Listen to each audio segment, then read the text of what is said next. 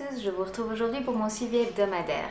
Alors comme vous pouvez le voir, j'ai changé d'environnement, en fait je teste différentes places pour voir ce qui donne le mieux au niveau de la lumière, donc vous me direz ce que vous en pensez. Comme je vous l'ai dit la semaine passée, mon but pour cette semaine n'était pas de perdre du poids mais bien de stabiliser vu que mon homme était encore en congé pendant une semaine, donc on en a profité pour faire des activités en famille. Donc voyons ensemble mon résultat sur la balance ce matin.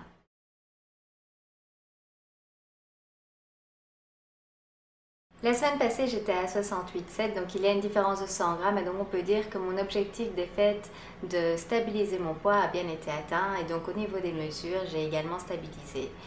Pour ceux que ça intéresse, j'utilise des tableaux pour noter mon poids, mes mesures. Je vous mettrai un lien sous la vidéo afin que vous puissiez aller les télécharger gratuitement sur mon blog. Comment s'est passée ma semaine? Lundi, il y avait le réveillon du Nouvel An que nous avons fêté d'abord chez nous et puis chez des amis.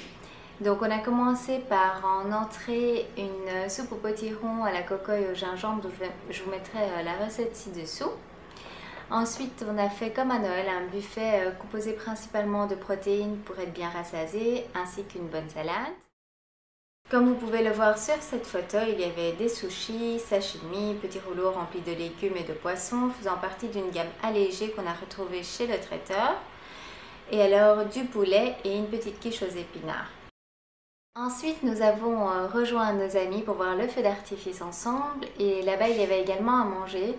Donc j'ai mangé un petit peu de poulet et également de pâtes au pesto pour faire honneur à nos hôtes. Nous avons également eu le petit déjeuner du Nouvel An où je me suis fait un peu plus plaisir et j'ai eu un peu plus dur cette semaine parce que j'ai fait des moelleux et des cookies avec mon fils et comme c'était super bon, j'ai pas pu y résister. Et puis je m'étais dit que je me permettais aussi de me faire un peu plus plaisir parce que je recommençais bien sérieusement ce lundi et aussi que j'allais démarrer un programme de détox. Je pensais déjà depuis quelques jours à refaire un jeûne à base de jus de légumes afin de bien nettoyer l'intérieur de mon corps en ce début d'année. Donc je l'ai fait 2 fois l'année passée. La première fois c'était pendant 10 jours, donc là c'était pour vraiment bien nettoyer. C'était la première fois et mon corps en avait bien besoin. Et la deuxième fois je l'ai fait pendant une période de 4 jours. Donc mon but cette fois-ci est de le faire pendant 3 jours rien que sur les jus de légumes.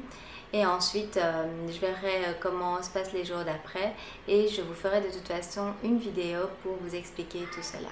En ce qui concerne les points dont je suis fière pour cette semaine, donc je vous rappelle, je vous conseille chaque semaine de noter sur une feuille les points dont vous êtes fiers de la semaine précédente. Comme ça, si un jour vous êtes un petit peu démoralisé, que c'est moins facile, eh bien, je vous conseille de reprendre cette feuille et de lire les points que vous y avez notés.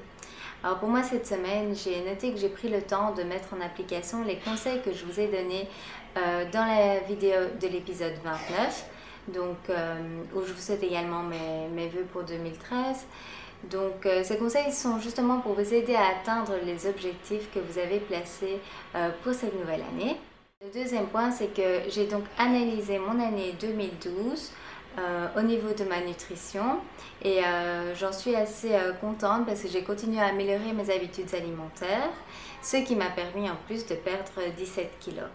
Je me suis fixé mes nouveaux objectifs pour 2013.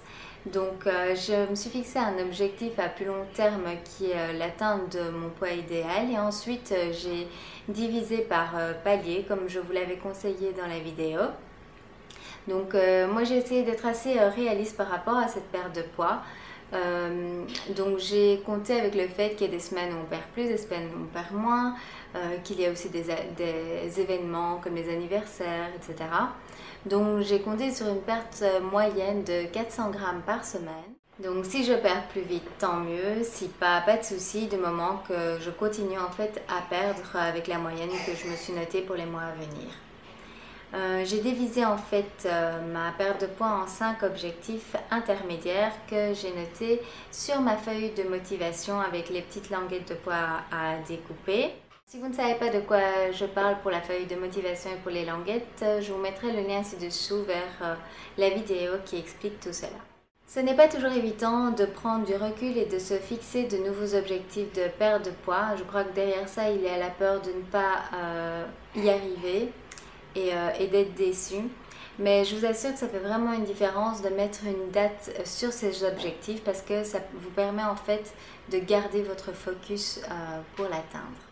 Voilà pour ce suivi. Moi, je vous donne rendez-vous lundi prochain pour le prochain suivi.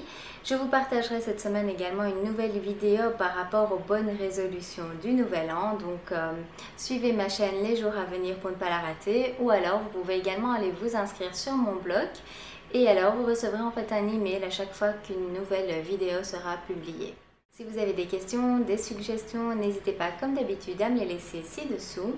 Et je vous donne rendez-vous dans la prochaine vidéo. Bye bye!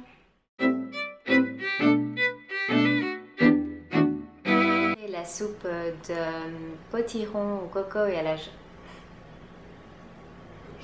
gingembre.